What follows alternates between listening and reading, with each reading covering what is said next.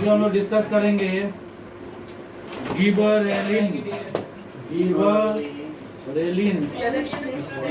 Hormone के बारे में।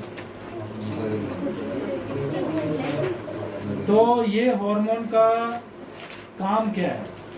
ये भी सेल एलोंगेशन ही करवाता है। क्या करवाता है?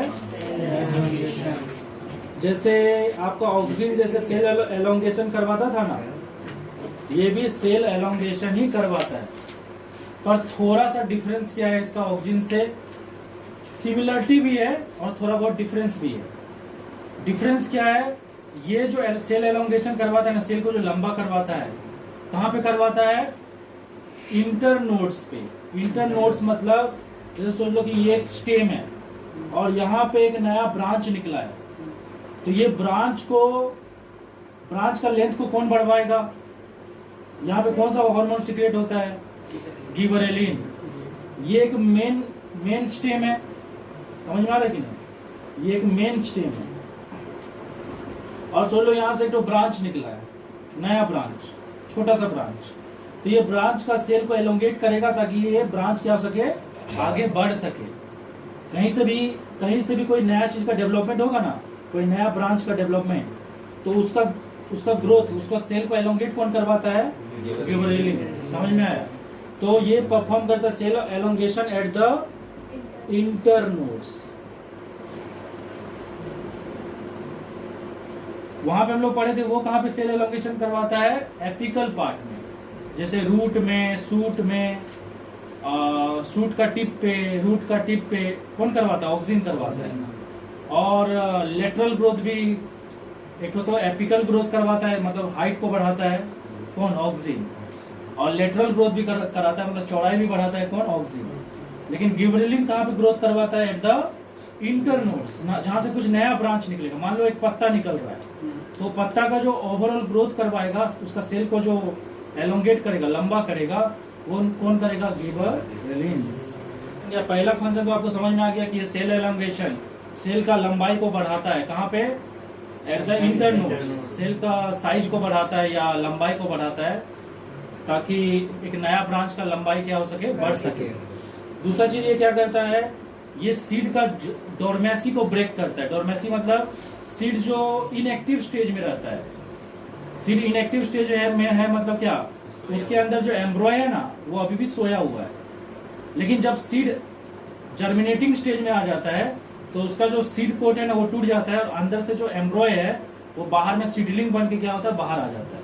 तो जर्मिनेशन का मतलब क्या होता है? Conversion of seedling to conversion of embryo to seedling. तो ये क्या करता है? It break the dormancy of seed and start, क्या करता है? Start germination. तो ये सीड का डोरमेसी को ब्रेक करता है और जर्मिनेशन को स्टार्ट करता है। तो मान लो ये एक सीड है, सीड के अंदर में क्या है? एक बेबी प्लांट है। ये एक बेबी प्लांट है जिसको क्या बोलते हैं? एम्ब्रॉय। ये अभी एक्टिव स्टेट में नहीं है। ओके, तो एक्टिव का स्टेट में आएगा मतलब क्या स्टार्ट हो जाएगा? जर्मिनेशन। तो जर्मिनेशन में क्या होता है? ये जो एम्ब्रॉय है ना, वो सीड कोट को ब्रेक करके बाहर आ जाता है और जब ये बाहर आ जाता है तब इसका नाम बदल के क्या हो जाता है? एम्ब्रॉय से सीडलिंग। तो एम्ब्रॉय से सीडलिंग में कन्वर्ट होने का प्रोसेस को क्या बोलते हैं? जर्मिनेशन। और ये जर्मिनेशन को स्टार्ट कौन करता है? गिबरेलिन हार्मोन ही स्टार्ट करता है। तो जब तक ये जर्मिनेशन प्रोसेस स्टार्ट नहीं हुआ था तब तक एम्ब्रॉय जो है वो बेबी प्लांट उसके अंदर क्या था? स्लीपिंग स्टेट में था। तो उस स्टेट को क्या बोलते हैं? स्लीपिंग स्टेट को डोरमेसी बोलते हैं। डोरमेंट स्टेट में। डोरमेंट मतलब वो अभी इनएक्टिव है, मतलब सक्रिय नहीं है। लेकिन जैसे ही वो बाहर आएगा ना, तो क्या होगा? एक्टिव हो जाएगा। उसके बाद उसका रूट निकलने लगेगा, नया नया ब्रांचेस निकलने लगेगा और धीरे धीरे वो प्लांट क्या होगा? कंप्लीटली इंडिपेंडेंट हो जाएगा, अपने ऊपर डिपेंडेंट हो जाएगा और फिर फोटोसिंथेसिस परफॉर्म करने लगेगा। लेकिन जब तक वो फोटोसिंथेसिस परफॉर्म नहीं कर सकता, जब तक वो कंप्लीटली किसके ऊपर डिपेंड कर रहा है? जो खाना सीड के अंदर में है, in the form of endosperm. तो जो खाना उसके अंदर पहले से है एंडोस्पर्म में के फॉर्म में, जब तक वो उस खाना पे डिपेंडेंट है और वो अपना फोटोसिंथेसिस को परफॉर्म नहीं कर सकता, तब तक हम लोग उसको कौन से स्टेट में बोलेंगे? डोरमेंट। डोरमेसी मतलब डोरमेंट स्टेट, और जर्मिनेशन मतलब हो गया एक्टिव स्टेट। तो ये जो डोरमेसी से जर्मिनेशन स्टेट में कौन ले जाता है? गिबरेलिन। ये समझ में आया? उसके अलावा इसके पास भी, इस हार्मोन के पास भी ये क्वालिटी है कि ये एक फ्रूट का फॉर्मेशन करवा सकता है बिना फर्टिलाइजेशन, बिना फर्टिलाइजेशन के भी क्या करवा सकता है? फ्रूट का फॉर्मेशन करवा सकता है। और इस टाइप के फ्रूट को क्या बोलते हैं? पार्थेनोकार्पी। तो इसका एग्जांपल बताए हुए थे, जैसे एप्पल, टमाटो और बनाना। ऑक्सिन भी करवा सकता है, गिबरेलिन भी करवा सकता है। बीवाई हो गया, ये स्पेलिंग ठीक कर लो, यहाँ डोरमेंसी हो गया। Okay, so you write one more point. It enhances shape and size of fruits such as grapes, apple. तो एप्पल और अंगूर सबका शेप और साइज को भी क्या कर सकता है? ये बढ़ा सकता है, क्योंकि इसका काम क्या है? सेल एलोंगेशन है। उसके अलावा ये एक प्रोसेस में यूज होता है, जिस प्रोसेस का नाम है मेल्टिंग, माल्टिंग में क्या किया जाता है? कोई भी चीज को ना कंट्रोल वे में ग्रोथ किया जाता है। जैसे कि देखो, क्योंकि ये हार्मोन क्या करता है? हर चीज का सेल को एलोंगेट करता है। तो आप इस हार्मोन को यूज करके किसी भी चीज का सेल को क्या कर सकते हो? बड़ा कर सकते हो। अब बड़ा करने से क्या होगा? वो जो फ्रूट रहेगा उसका साइज भी थोड़ा बड़ा होगा। तो ये आपके कंट्रोल में है कि नहीं? आप हार्मोन जितना मात्रा में डालोगे उसका शेप और साइज क्या होगा? उस मात्रा में चेंज होगा। तो जब कोई चीज को ग्रो किया जाता है कंट्रोल मैनर में, मतलब जब कोई चीज का ग्रोथ आपके कंट्रोल में है, मतलब आप उसमें जितना गिबरेलिन हार्मोन डालोगे उसका शेप एंड साइज क्या होगा? उसके हिसाब से चेंज होगा। तो उस प्रोसेस को क्या बोलते हैं? माल्टिंग। तो माल्टिंग क्या है? माल्टिंग है, it is a growth of, या हम लोग इसको बोल सकते हैं it is a process, it is a process of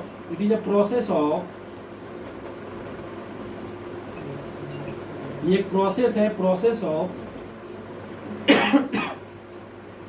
growth of plant in control manner.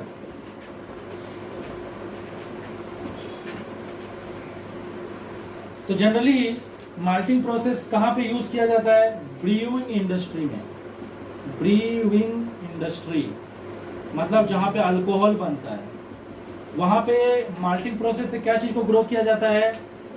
गेहूं सबको, अनाज जैसे कि व्हीट, ये सबको, या राइस, ये सबको क्या किया जाता है? कंट्रोल वे में ग्रो किया जाता है, और फिर उस राइस से वाइन बनाया जाता है, अल्कोहल बनाया जाता है। या कोई फ्रूट्स को भी ग्रो किया जाता होगा, फिर उस फ्रूट से क्या बनाया जाता होगा? अल्कोहल बनाया जाता होगा। तो अगर किसी में गिबरेलिन हार्मोन प्रोड्यूस हो रहा है तो गिबरेलिन हार्मोन क्या करेगा? प्लांट का एजिंग को क्या कर देगा? स्लो कर देगा। मतलब डिले सेनेसेंस का मतलब एजिंग होता है। तो प्लांट का जो ग्रोथ होगा ना वो बहुत धीरे धीरे होगा, जल्दी प्लांट बूढ़ा नहीं होगा, पत्ता उसका जल्दी झड़ेगा। साइटोकाइनेंस जो हार्मोन है ये क्या क्या करता है? पहला चीज, सबसे मेन चीज क्या करता है? इसका मेन फंक्शन है, ऑक्सिन का काम था सेल एलोंगेशन। कहाँ का सेल को एलोंगेट करता था? Tip of root, tip of shoot, और लेटरल ग्रोथ करवाता था, मतलब चौड़ाई को बढ़ाता था। और गिबरेलिन का काम भी था सेल एलोंगेशन, लेकिन वो कहाँ करता था? इंटरनोड्स पे, जहाँ से कुछ नया ब्रांच या पत्ता या फ्लावर निकलता है। साइटोकाइनेंस का मेन फंक्शन है सेल डिवीजन। ये भी ग्रोथ करवाता है, लेकिन ये किस टाइप का ग्रोथ कराता है? By cell division. ये सेल को लंबा नहीं करता है, सेल को डिवाइड ही कर देता है। तो ये क्या करता है? इट आल्सो प्रमोट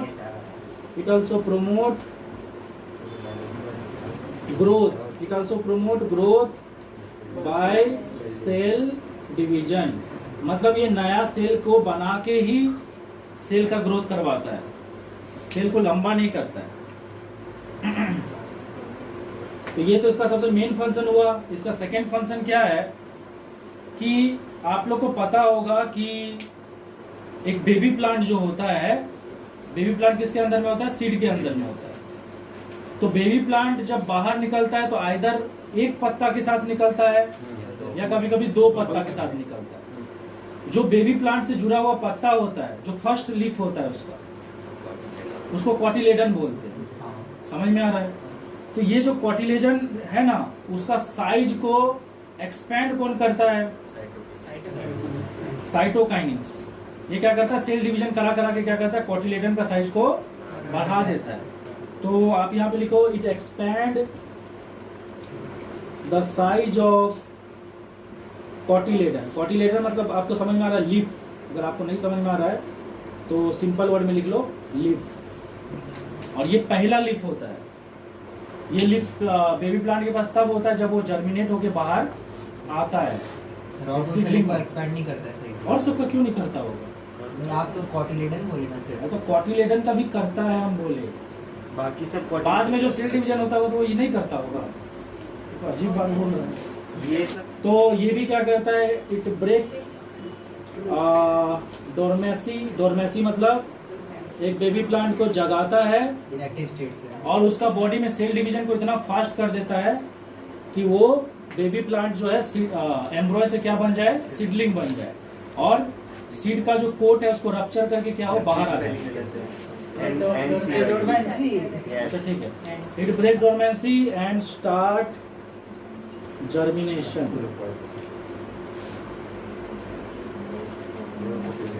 तो देखो इसमें एक एक्स्ट्रा पॉइंट क्या है कि क्लोरोफिल का जो सिंथेसिस होता है ना, वो भी ये करवाता है। तो it help in synthesis of chlorophyll. It help in synthesis of chlorophyll in chloroplast.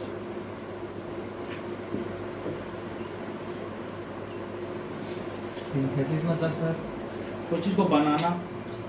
उसके अलावा इसका एक और पॉइंट क्या दिया है? इट स्टॉप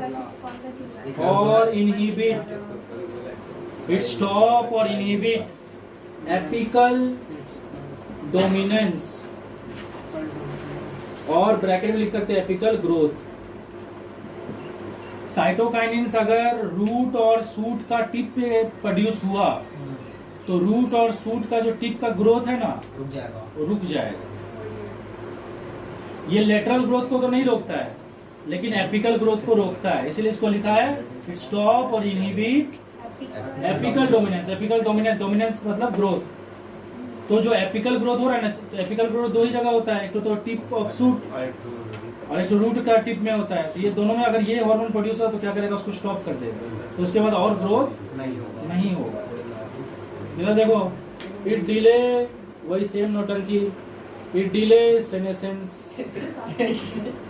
सेनेसेंस और एजिंग। ये भी क्या करता है? एजिंग को स्लो कर देता है।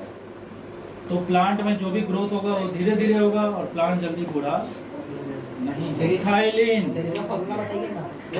एथीन, और ये इसका केमिकल फॉर्मूला हो गया CH2 डबल बॉन्ड CH2। तो इथाइलिन इथीन ही है। और ये किस फॉर्म में रहता है? ये रहता है in the form of gas. और इसका मेन फंक्शन क्या है? मेन फंक्शन याद रखना, इसका मेन फंक्शन है ripening of fruit. Ripening of fruit मतलब कोई भी फ्रूट को ये क्या करता है? पकाता है। इसको सबसे पहले कौन ऑब्जर्व किए थे? एक साइंटिस्ट थे जिसका नाम था आर्गाने। ये आर्गाने क्या ऑब्जर्व किए कि जब एक संतरा को, ऑरेंज को बनाना के बीच में रखा गया, क्या सर? बनानास, एक ऑरेंज को जब बनानास के बीच में रखा गया तो ये ऑरेंज से कौन सा गैस प्रोड्यूस हो रहा था? इथाइलिन गैस प्रोड्यूस हो रहा था। ये इथाइलिन क्या करता है? इस सारे के सारे बनाना को राइपेंड कर देता है, मतलब पका देता है। तो इससे पता चला कि जितने भी पेड़ होते हैं जिसमें फ्रूट होता है, उनमें ये hormone in the form of कैसे प्रोड्यूस होता है? In the form of gas. और ये क्या करता है? फ्रूट्स को एक स्टेज के बाद पका देता है। ये आपको समझ में आ रहा है? और इसका दो और पॉइंट क्या है? ये उल्टा काम करता है। आपको पता है ऑक्सिन, गिबरेलिन और साइटोकाइनिन्स, ये तीनों का तीनों क्या करता है, एजिंग को स्लो कर देता है, मतलब प्लांट का ग्रोथ धीरे धीरे होता है। लेकिन ये हार्मोन जो है ना वो एजिंग को क्या कर देता है, fast. Acceleration of senescence, acceleration of senescence, तो ये एक्सेलरेशन ऑफ सेनेसेंस मतलब एजिंग का स्पीड को बढ़ा देता है। अरे एजिंग का स्पीड को बढ़ाएगा तभी ना पकेगा।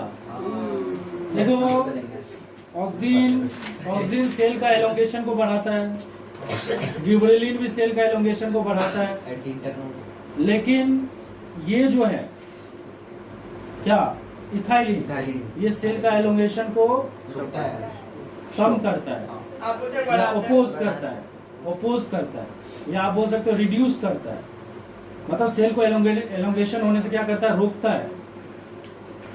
तो ये क्या करता है, रिडक्शन इन सेल एलोंगेशन, मतलब सेल का जो लंबाई होने का प्रोसेस है ना, अगर ये हार्मोन प्रोड्यूस हो जाएगा तो सेल का जो लंबाई होने का प्रोसेस है, बड़ा होने का प्रोसेस है, वो क्या होगा, रुक जाएगा। जैसे फ्रूट बना, अगर ये वाला हार्मोन उसको रोकेगा नहीं, समझो पहले मेरी बात, अगर ये वाला हार्मोन सेल का एलोंगेशन को रोकेगा नहीं तो आम पकते पकते और साइज में बड़ा हो जाएगा। कोई भी चीज पकते पकते क्या होगा, और साइज में बड़ा हो जाएगा। लेकिन क्या होता है, जब एक फल एक प्रॉपर शेप में आ जाता है और जब पकना स्टार्ट होता है तब उसका और साइज बढ़ता नहीं। दैट मींस ये हार्मोन क्या कर रहा है, जब उसको पकाना स्टार्ट करता है ना तो उसका साइज का बढ़ने का प्रोसेस को क्या करता है, रोक देता है। अरे समझे कि नहीं। मैं एक और पॉइंट लिखना, it help in growth of root as well as root hair. ये एक इथाइलिन क्या करता है, रूट का ग्रोथ भी करवाता है, मतलब रूट का साइज को क्या करता है, बढ़ाता है, और रूट में नया नया हेयर को भी ग्रो करता है। ठीक है, क्योंकि आप लोगों को पता है कि रूट हेयर बढ़ने से क्या होगा, सरफेस एरिया बढ़ेगा, और सरफेस एरिया बढ़ने से ज्यादा वाटर एब्जॉर्प्शन होगा। तो ये सब सारा चीज इथाइलिन का खेला है। अभी हम लोग लास्ट हार्मोन के बारे में पढ़ेंगे, और थोड़ा शांति बनाए रखिएगा, मजबूरी में कोई ईटा उटा फेंकना पड़ेगा। सिसिक एसिड,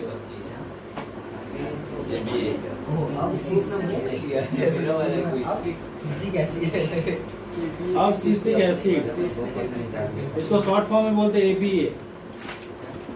अब सिसिक एसिड, अब से आया AB और एसिड से अब सिसिक एसिड। इसका मेन काम क्या है, इसका सबसे मेन काम है, it is a growth inhibitor. ये अगर प्रोड्यूस हो गया तो ऑक्सीजन बाबा अपना रोल खत्म कर देंगे, एलोंगेशन नहीं कर पाएंगे, गिबरेलिन बाबा एलोंगेशन नहीं कर पाएंगे, और साइटोकाइनिन सेल डिवीजन नहीं कर पाएगा। तो कोई भी चीज का जो ग्रोथ हो रहा है ना, चाहे वो एलोंगेशन हो ऑक्सीजन के द्वारा, एलोंगेशन हो गिबरेलिन के द्वारा, या सेल डिवीजन हो साइटोकाइनिन्स के द्वारा, ये सारा चीज को ये क्या कर देगा, स्टॉप। तो इसका काम ही है, it is a growth inhibitor. It is a growth inhibitor, मतलब ग्रोथ को स्टॉप करता है। इनहिबिट मतलब स्टॉप, इनहिबिटर। तो ग्रोथ को क्या कर देता है, ये स्टॉप कर देता है। ये सारा उल्टा काम करता है। इट इंड्यूसेस क्या, seed dormancy. It second point क्या है इसका, फर्स्ट पॉइंट तो ये हो गया, it induces seed dormancy and stop germination. Dormancy फिर से Okay, dormancy. It induces seed dormancy and stop germination. तो ये सीड डोरमेंसी को क्या करेगा, बढ़ा देगा, और जर्मिनेशन को क्या करेगा, स्टॉप कर देगा।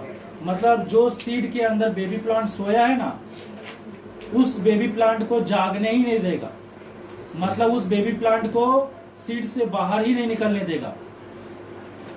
तो कहीं ना कहीं ये क्यों ऐसा करता है, ताकि बेबी प्लांट को अनफेवरेबल कंडीशन से बचा सके। मान लो एक सीड ऐसा जगह पे गिर गया है जहां पे अगर बेबी प्लांट सीड से बाहर आएगा तो वो सरवाइव नहीं कर पाएगा, क्या होगा, मर जाएगा। मतलब सोच लो जो कंडीशन है ना वो एक्सट्रीम कंडीशन है, मान लो एक्सट्रीम ड्राइनेस है, तो ये जो हार्मोन है ना ये बेबी प्लांट को डोर्मेंट स्टेज में ही रखेगा, मतलब सोया हुआ स्टेज में ही रखेगा, ताकि वो कभी सीडलिंग बन ही ना पाए।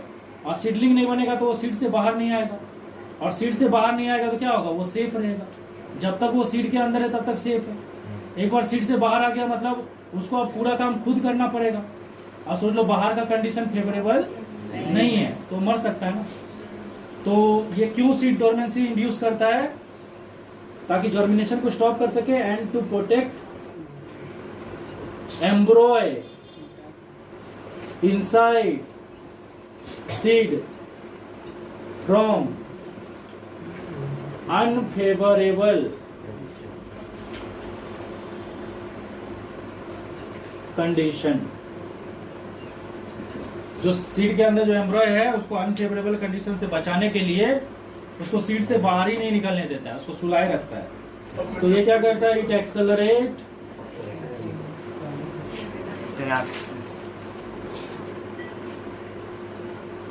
सेनेसेंस एजिंग, मतलब ये ग्रोथ को रोक देगा, चाहे वो ग्रोथ सेल डिवीजन के कारण हो, चाहे वो ग्रोथ सेल एलोंगेशन के कारण हो, उसको तो रोक देगा। लेकिन सेल का जो बूढ़ा होने का स्पीड है ना उसको ये बढ़ा देगा। सेल का बूढ़ा होने का स्पीड को क्या करेगा, ये बढ़ा देगा। तो इसके कारण क्या होता है, पत्ता जो है ना वो झड़ने लगता है and responsible for fall of lips का फॉल के लिए रिस्पॉन्सिबल रहता है। It also responsible for closure of stomata. दिन के टाइम में क्या होता है, स्टोमाटा खुले रहता है ताकि बाहर से कार्बन डाइऑक्साइड अंदर ले सके, ताकि फोटोसिंथेसिस कर सके।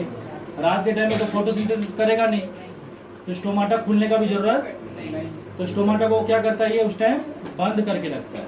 और सिलिसिक एसिड को क्या बोलते हैं, स्ट्रेस हार्मोन भी बोलते हैं। इसको स्ट्रेस हार्मोन क्यों बोलते हैं, क्योंकि ये प्लांट को स्ट्रेस नहीं देता है, प्लांट को स्ट्रेस से रिलीफ दिलाता है। इसको आप दो तरीका से समझ सकते हो। एक तो ये इंक्रीजेस डोरमेंसी ऑफ सीड, ये सीड का डोरमेंसी को क्या करता है, इंक्रीज करता है। सीड का डोरमेंसी बढ़ने से क्या होगा, जो बेबी प्लांट उसके अंदर है, एम्ब्रॉय जो है वो बाहर सीडलिंग बन के नहीं आ पाएगा जर्मिनेशन के थ्रू। और जनरली आप सिलिसिक एसिड डोरमेंसी को कब बढ़ाता है, जब कोई सीड ऐसा कंडीशन में रहता है जो कि अनफेवरेबल है, मतलब अगर वहां पे बेबी प्लांट बाहर आए जर्मिनेशन होके, तो बेबी प्लांट क्या होगा, सरवाइव नहीं कर पाएगा। तो एक तरह से स्ट्रेस से बचाया कि नहीं, बेबी प्लांट को अनफेवरेबल कंडीशन से बचाया कि नहीं, तो इसीलिए एक स्ट्रेस हार्मोन का काम किया।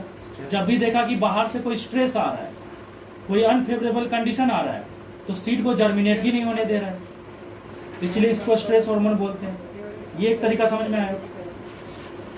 मान लो दूसरा कंडीशन है, एक्सट्रीम हॉट है। एक्सट्रीम हॉट में अगर स्टोमाटा ओपन रहेगा तो वाटर लॉस बहुत ज्यादा होगा कि नहीं। अगर एक्सट्रीम हॉट है, एक्सट्रीम हीट है, तो उस केस में स्टोमाटा क्या रहेगा, अगर स्टोमाटा खुला रहेगा तो प्लांट के अंदर जितना भी पानी है वो पूरा का पूरा लॉस करेगा। तो प्लांट के अंदर फोटोसिंथेसिस करने के लिए कुछ भी पानी बचेगा नहीं, सारा का सारा पानी क्या होगा, लॉस हो जाएगा। और जो पानी लॉस हो चुका है, अगर सोच लो रूट उसको कॉम्पेंसेट नहीं कर पा रहा है, तो प्लांट क्या होगा, ड्राइनेस के कारण, सूखा के कारण मर जाएगा। तो उसके अंदर थोड़ा बहुत पानी रहना भी जरूरी है। तो ये क्या करता है, जब भी देखता है कि एक्सट्रीम ड्राइनेस है, एक्सट्रीम हॉट टेम्परेचर है या एक्सट्रीम हॉट वेदर है, ये क्या करता है, क्लोज कर देता है स्टोमाटा को, क्लोज द स्टोमाटा। तो यहाँ पे भी क्या किया, ये बाहर का स्ट्रेस से बचाया कि नहीं। देखा कि बाहर में बहुत ज्यादा गर्मी है, अगर इतना गर्मी में स्टोमाटा खुले रहेगा तो सारा का सारा पानी लॉस हो जाएगा और प्लांट के अंदर थोड़ा भी पानी बचेगा नहीं।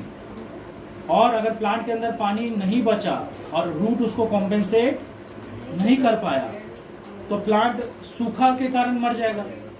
अरे समझ में आ रहा है कि क्योंकि प्लांट के अंदर कुछ पानी भी तो रहना चाहिए। क्योंकि पानी क्यों रहना चाहिए प्लांट के अंदर? क्योंकि प्लांट के अंदर जितना भी ट्रांसपोर्टेशन होता है, चाहे वो मिनरल्स का हो या खाना का हो, वो करता कौन है? पानी करता है। तो पानी ही नहीं रहेगा तो प्लांट भी मर जाएगा। दूसरा चीज़ है कि देखो जितना भी ऑर्गेनेल्स है वो कहीं ना कहीं उसका एक कंस्टिट्यूएंट वाटर भी है। तो अगर पानी नहीं रहेगा तो वो ऑर्गेनेल सब भी मर जाएगा, ऑर्गेनेल मरेगा तो सेल मर जाएगा, सेल मरेगा तो पूरा का पूरा तो हर अनफेवरेबल कंडीशन से बचा रहा है कि नहीं?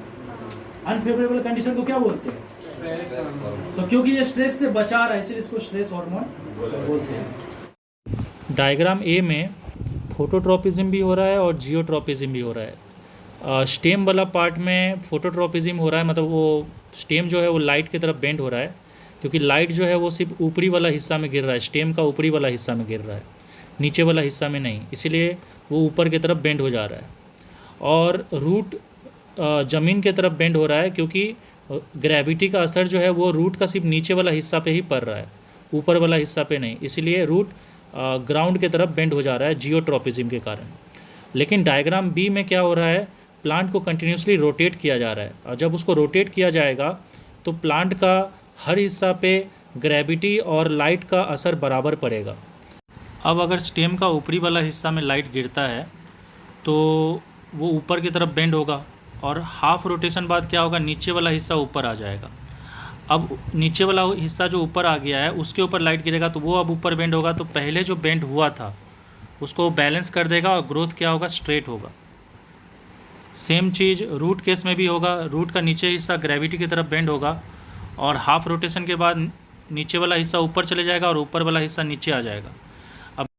अब ऊपर वाला हिस्सा जो है वो नीचे की तरफ जब ग्रो करेगा तो पुराना ग्रोथ को फिर से बैलेंस कर देगा, इसीलिए ना इसमें ऊपर ग्रोथ होगा ना नीचे, प्लांट सीधा ग्रो करेगा।